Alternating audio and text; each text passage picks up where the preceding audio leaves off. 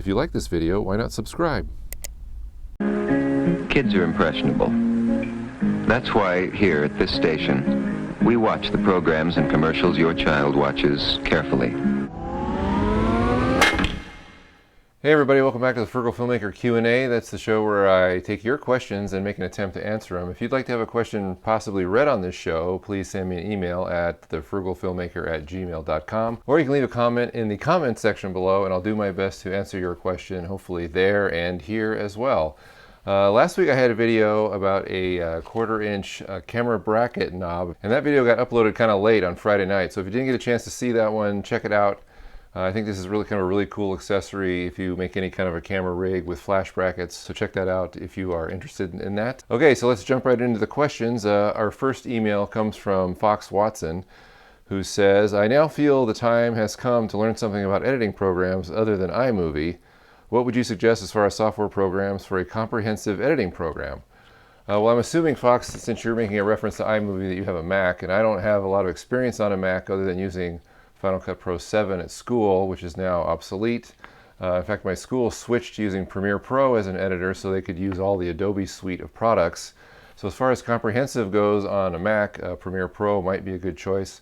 Some people also prefer Final Cut Pro X, which is sort of a super duper iMovie as far as being all inclusive. And I personally use Sony Vegas Pro 12, but that's a PC program, so I don't know if that's going to help you, but I feel that it's pretty comprehensive. Although a lot of people feel that Sony Vegas is sort of great if you're a one-man band, but if you want to branch out and use other programs or export things to other people to do work, that you're better off with a program like Premiere Pro, which is also on the PC, so that there isn't a lot of exporting issues, which I have had in the past using Sony Vegas. All right, our next question comes from Chick Chinsky, great name by the way, and he says, curious as to how you use the digital audio recorder with your video. Is there an advantage versus direct to camera? So what Chick's referring to is I'm using a Zoom H1 handy recorder, as many of you know. That's what I use to record my sound. I'm wearing a Radio Shack clip-on lav mic right now, and it's going into this recorder and recording the sound for this video, which I will then sync up later in post-production. That's called double system sound, when you have it separate, audio separate from video. And is there an advantage to using this? Well, there is definitely an advantage as far as sound quality goes. In fact, to show you, as everything you've heard from the beginning of the show has been recorded onto this digital audio recorder, I will now revert to using on-camera audio so you can hear the difference. This is on-camera audio, and you probably noticed right away that it sounds a lot more hollow. It kind of sounds like there is a bucket over my head. That's what I usually like to call it.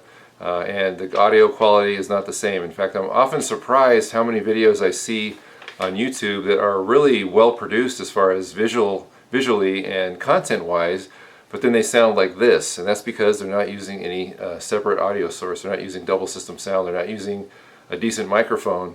They're just using the on-camera mics, which are probably the worst possible microphone you can use. And I'm just using a $30 microphone with a $100 recorder, so $130 gets me superior sound, a little bit of peace of mind, because it makes this production sound more professional, which is what I want, even though I'm just spending a little bit of money. All right, next up we have Wayne Workman, who says, the largest problem I have is getting reliable talent and crew. I've offered free food, contracts, and cash up front, but it seems like nobody I talk to is interested. I'm serious about this and can pay, but I can't afford professionals, and I can't offer a whole lot. Film schools I've contacted don't take me seriously. How do I get people? This is a common question. We've had this question before, although it sounds like Wayne here has taken all my advice in the past and still come up empty. So what is something you can do to get cast and crew on your movie? Something that maybe Wayne hasn't tried here as far as getting actors, if you haven't held auditions, which I would recommend you doing to hopefully attract everybody in your area that might be interested in being in a film, you can always go and audit an acting class. Contact the instructor of the acting class, tell them what you want to do, tell them you want to present yourself as a filmmaker, and that you're looking for people to be in your movie that are above average, or that are at least trying to be better. That's why they're in an acting class. So you can contact them, as well as holding auditions. As far as crew goes, if you're having a hard time on finding cast or crew for that matter, and you're even offering them money, even though it might not be a professional pay level, that's kind of confusing to me. I'm not exactly sure why nobody's showing up if you're offering them money. However, you might want to try going on Craigslist, for example, and there's a gigs section on Craigslist for crew, and you can always pitch what you're doing there and how much you're offering and maybe get some people that way. You mentioned that you weren't having any luck at local film schools. However, something you might want to do, which will take some more time and a little bit more money on your part, is to actually take those classes, or maybe a class about filmmaking that you can get into, so that you can get to know people in the class and they might be able to trust you a little bit more. It might be a little difficult for people when maybe a total stranger approaches them and says, hey, you want to work on my movie?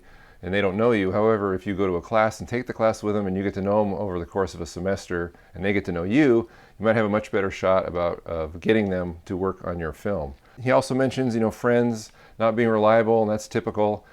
People that aren't necessarily super passionate about this kind of thing, as soon as they realize how much work is involved, they might not be as enthusiastic as they once were. If you can just tap into a few people that are really good at what they do, or better than you at certain jobs, whether it's running camera or lighting or audio or whatever, you'll be that much better off. And if you develop a good reputation with just those few people, word of mouth will get out and other people will want to work on your stuff, especially as they see it. If you're able to post it online or in some venue where other people can see what you're doing, and then hopefully they will get excited about it. So it does take a lot of legwork to get a talent pool, to get a crew pool, if you're not directly involved in a film school or something like that, where all those things are kind of naturally gravitating toward each other. So it does take a lot of work, but it can be done.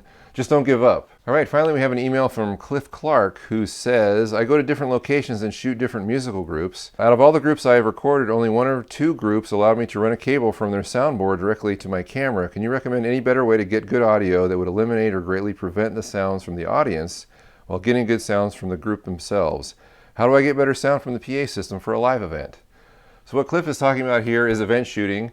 When you go to an event, you might have to shoot a musical group, or I've shot plays or recitals or that kind of a thing.